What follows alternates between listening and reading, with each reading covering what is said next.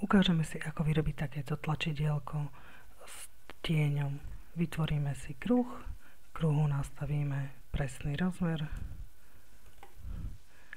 ku kruhu si urobíme obdĺžnik,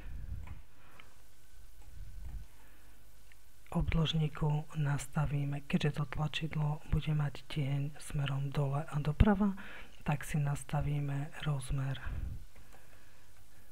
na polovicu nášho kruhu a zošikmíme. Ak premiestníme do kruhu, kde chceme mať ten tieň, tak by sa nám mal vyrezať z nášho kruhu, takže označíme kruh, označíme koso dĺžnik, cesta, rozdiel. Máme tieň, môžeme tomu zobrať ťah preč, takže toto môže byť inej farby alebo tmavšej. A teraz si urobíme to plusko.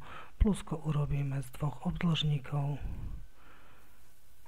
Obdĺžnik bude mať rozmer taký, ako mal pôvodne obdĺžnik.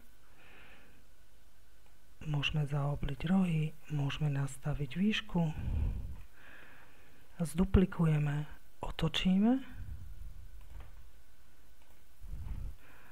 A teraz tieto dva útvary si označíme, zjednotíme. Umiestnime tam, kam chceme a nastavíme tomu farbu, napríklad bielu.